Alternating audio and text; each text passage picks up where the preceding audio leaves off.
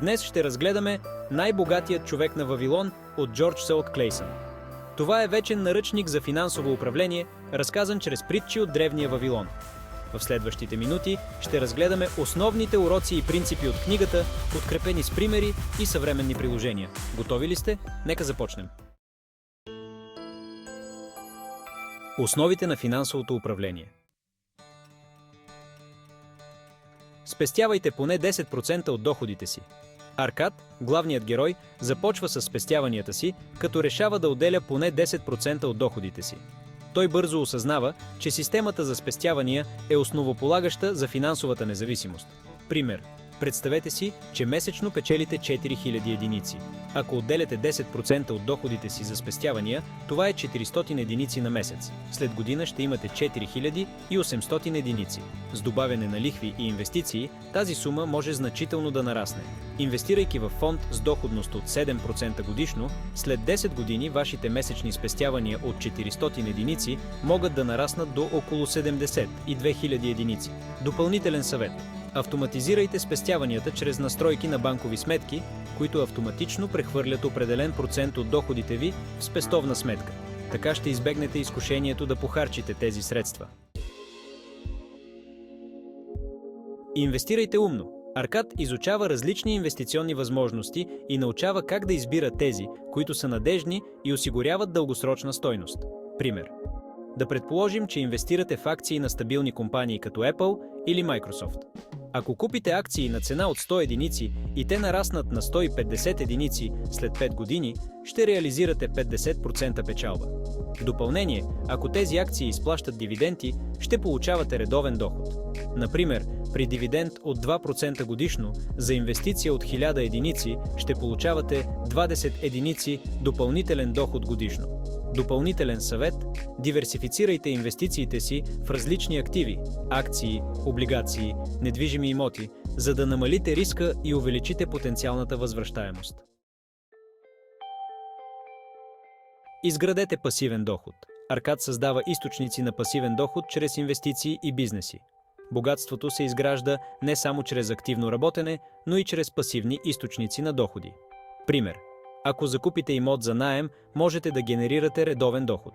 Например, ако купите апартамент за 100 000 единици и го отдавате под наем за 1000 единици месечно, това ще ви носи 12 000 единици годишно.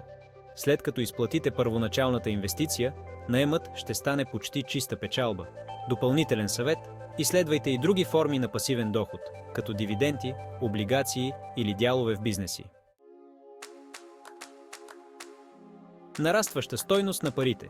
Вавилонците разбират, че парите могат да работят за тях, когато се инвестират правилно. Те използват сложния лихвен процент, за да увеличат стойността на своите инвестиции. Пример. Ако инвестирате 5000 единици в инвестиционен фонд с годишна доходност от 8%, след 10 години тази инвестиция може да нарасне на около 11 000 единици.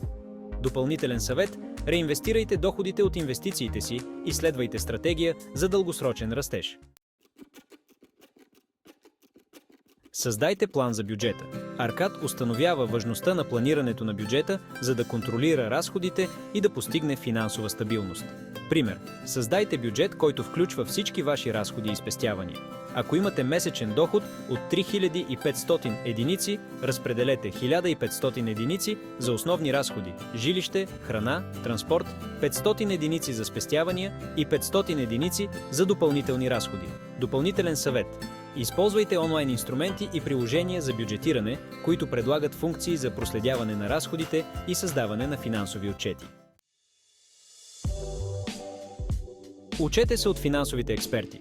Аркад се консултира с финансови експерти и учи от техния опит, за да избегне грешки и да взема информирани решения. Пример. Потърсете съвет от финансов консултант, който може да ви помогне да планирате вашето инвестиционно портфолио и да предложи стратегии за управление на дългове. Допълнителен съвет – посещавайте финансови семинари и уебинари, четете финансови книги и следете експерти в областта. Основни принципи и стратегии. Контролирайте разходите си. Аркад научава как да управлява разходите си и да намалява ненужните разходи, за да увеличи спестяванията си. Пример. Намалете разходите за ненужни неща, като чести излизания или скъпи развлечения. Например, ако спестите 50 единици на седмица от посещение на ресторанти и готвите вкъщи, това е 200 единици на месец. Осигурете се за бъдещето. Аркад създава фонд за извънредни ситуации и планира пенсионно осигуряване. Пример: създайте фонд за спешни случаи, който да покрива поне 6 месеца от разходите ви. Например, ако месечните ви разходи са 2000 единици, фондът трябва да бъде поне 12 000 единици. Допълнителен съвет: преглеждайте редовно финансовите си планове и се уверете, че имате достатъчни резерви за неочаквани събития.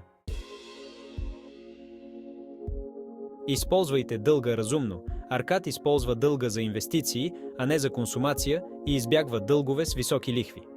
Пример: вземането на дълг за финансиране на инвестиционен проект, като закупуване на имот за наем, е разумно, ако доходът от наема надвишава лихвите по дълга. Допълнителен съвет: избирайте дългове с ниски лихвени проценти и разработете план за тяхното изплащане. Намалете дълговото натоварване. Аркад прилага стратегии за намаляване на дълговете, като фокусира усилията си върху погасяването на най-високите лихви. Пример: използвайте метода на снежната топка, при който първо погасявате малките дългове, за да получите психологическа удовлетвореност и да ускорите процеса. Уроци от Вавилон. Мъдри инвестиции. Вавилонците се консултират с опитни инвеститори и вземат информирани решения за инвестиции. Пример: инвестирайте в компания с иновационна технология, която има голям потенциал за растеж. Дългосрочно планиране и инвестиции. Вавилонците създават дългосрочни финансови цели и планират инвестициите си така, че да постигнат устойчив успех. Пример: поставете си цели за дългосрочни инвестиции, като покупка на недвижим имот за пенсиониране.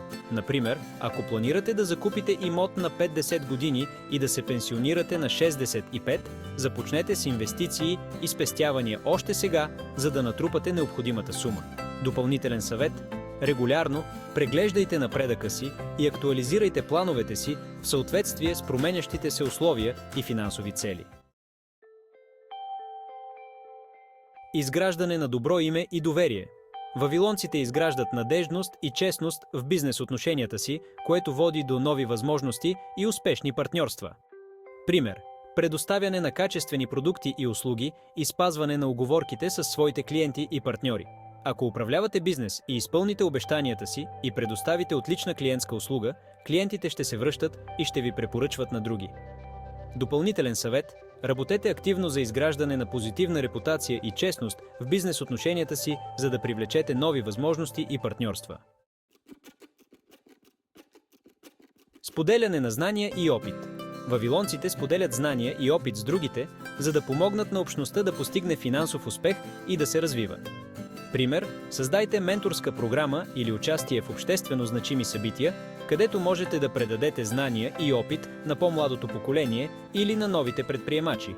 Например, организиране на семинари за финансово планиране или предоставяне на съвети за стартиране на бизнес.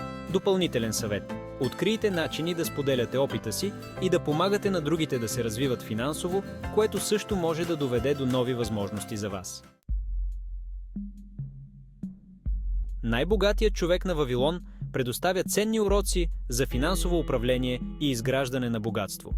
Чрез интерактивни примери и допълнителни съвети, този разширен преразказ предоставя пълна представа за принципите и техните съвременни приложения.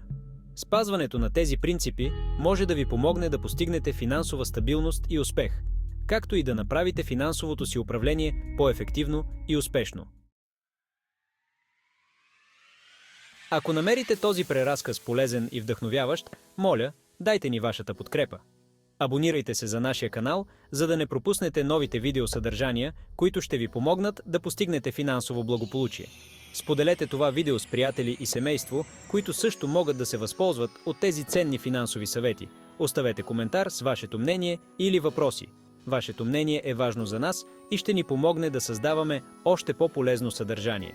Благодарим ви, че гледахте и се надяваме това видео да ви е помогнало да разберете как да постигнете финансов успех. До следващия път!